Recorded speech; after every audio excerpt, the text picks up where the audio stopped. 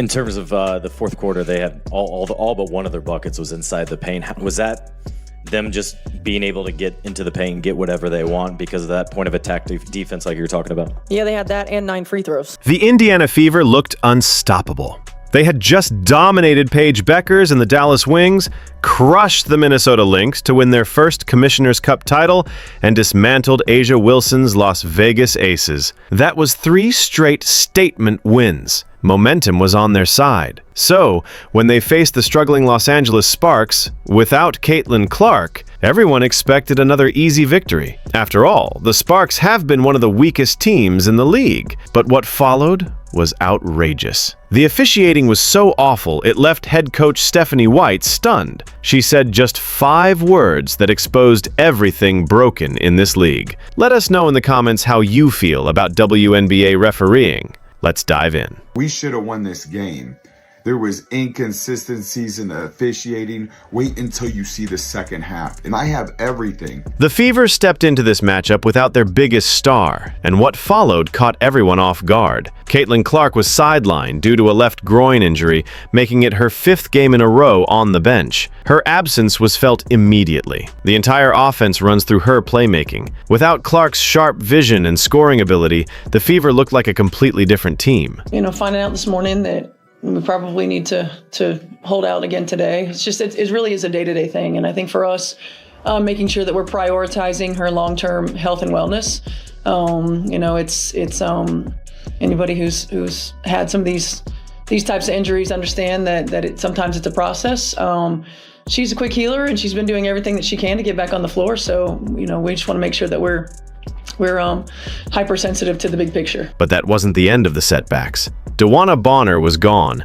She had left the team entirely. Damaris Dantas was away representing her country in the FIBA Americas, leaving another hole in the rotation. Her absence meant the Fever lost a key piece who brought valuable size and veteran presence off the bench. Suddenly, 3 major contributors were out in one crushing blow, and yet, despite being so short-handed, the Fever were still considered heavy favorites. ESPN's matchup predictor gave them a 72.9% chance to win. MGM had them favored by 6.5 points. It felt like a lock. The Sparks have been one of the worst teams in the league all season. Meanwhile, Indiana was riding a massive wave of momentum after a dominant 3-game win streak. Aaliyah Boston was in peak form. Kelsey Mitchell had emerged as a vocal leader. Team chemistry looked rock solid. Everything pointed to another Fever victory.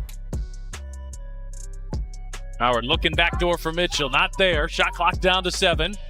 McDonald feed inside, and it's Howard for 2. It's good record. But something wasn't right beneath the surface. Without Caitlin Clark, the Fever's pace had slowed to a crawl. Ball movement lacked urgency. The energy just wasn't there. Aaliyah Boston wasn't getting the touches she needed to control the paint like she normally does. The offensive system, so effective with Clark at the helm, began to fall apart without her. And while the Fever still had multiple all-star level players on the floor, the Sparks were simply trying to stay afloat most nights. On paper, Indiana had no business losing this game. So how did it happen?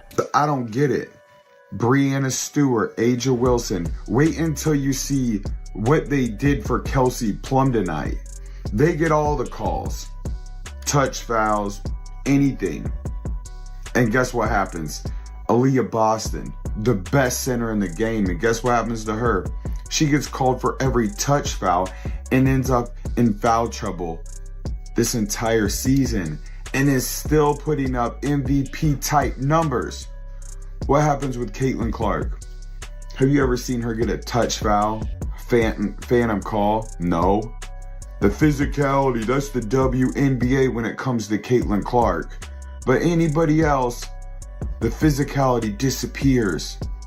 And it's foul after foul. The expectations couldn't have been higher. Most believed that sheer talent would be enough to overcome the missing pieces. The Fever had already shown they could win big games. Championship-caliber players were still on the floor. On paper, the Sparks were supposed to be easy prey for a team with Indiana's remaining firepower. But this perfect storm of absences created the ideal setup for disaster. The team chemistry that looked so solid during their winning streak was built around Caitlin Clark's leadership. Without her directing the offense, the structure began to unravel. Role players who thrived in their specific roles were now forced to take on more responsibility. And as the game tipped off, the weight of all these setbacks became impossible to ignore. What does it take to get a team to be more consistent, especially from you on the coaching side of things? Yeah, I mean, I think a couple things. There's always got to be a high attention to knowing personnel. Oftentimes you don't get a lot of practice time, and so going over a lot of their sets, which you do, but at the end of the day, making sure we know our personnel, who we're going to run off the three-point line, what we're willing to give up. We've got to make sure that there's a high attention to detail there. Even as the team faltered, 3 players refused to let the Fever collapse without a fight. Aaliyah Boston was a force in the paint all night. She delivered a stellar performance, finishing with 23 points and 12 rebounds, numbers worthy of a win. Boston shot an efficient 9 of 17 from the field and sank 5 of her 7 free throws. When the game was on the line, she finally got the ball in the right moments and reminded everyone why she's one of the league's most dominant interior players. Here's Mitchell off the screen, but can't connect on the 3. Boston offensive rebound, rolls it in and a foul.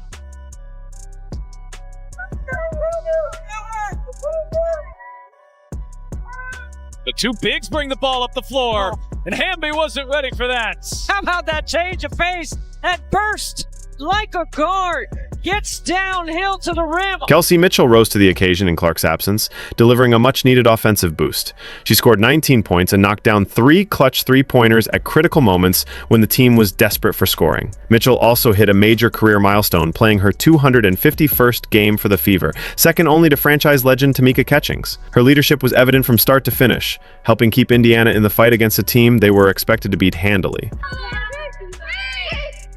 Lob inside. Boston too far underneath. Shot clock down to 5. Kick out Mitchell. Oh, yes!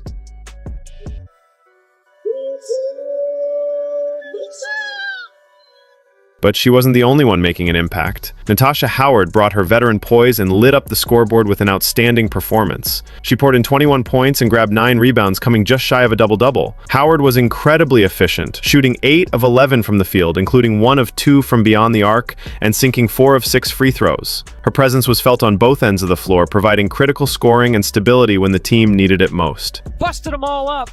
We went to the same high school. Howard left alone. Answers with a 3. These 3 players carried the entire team on their shoulders, delivering championship-caliber performances against a team that should have crumbled under pressure. Boston commanded the paint like the all-star she is. Mitchell drilled clutch shots to keep the Fever within reach. Howard leaned on her veteran experience to make plays most young players simply can't. Just picture it. Boston dominating inside, Mitchell hitting from all over the court, and Howard making smart, decisive plays that kept hope alive. The comeback was within reach. The energy in the arena was shifting. The crowd could feel it. Momentum was swinging in Indiana's favor. LA is so dangerous. They don't look like a 5-win team to me. Oh, and there's Tipson sending it back.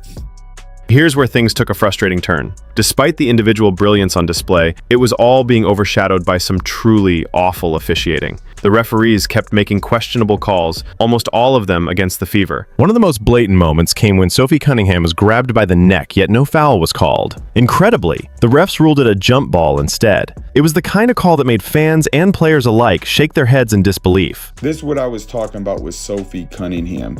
Look at this. She literally grabbed her around her neck, and they called this a jump ball, and then threw her down the next play. Is ever a stream that is never away. The controversial calls just kept coming, especially in the final minutes when every possession mattered most. You could see the frustration boiling over on the court. These players were leaving it all out there. Boston was dominating at an elite level, Mitchell was hitting the kind of shots that should have sealed a win, and Howard was making veteran plays that screamed championship pedigree. But time and again, the officials made calls that stripped the Fever of their momentum and crushed their chances. And then Aaliyah Boston, like I said, she didn't touch her. They put her in foul trouble all season long. They're just calling stuff to call stuff. The refs made this game about them. Aaliyah Boston, again, she's an all-star player. Look at these hits. Good thing Caitlin Clark didn't play, because It was just a sloppy basketball game between the officials and the Los Angeles Sparks. Look at this. They called this a foul instead of a block. And then there's Aaliyah Boston again. That's 3 fouls where she didn't touch anybody. And that's our best player, and wonder why we lose this game. Michaela Timpson, watch these 2 calls in a row.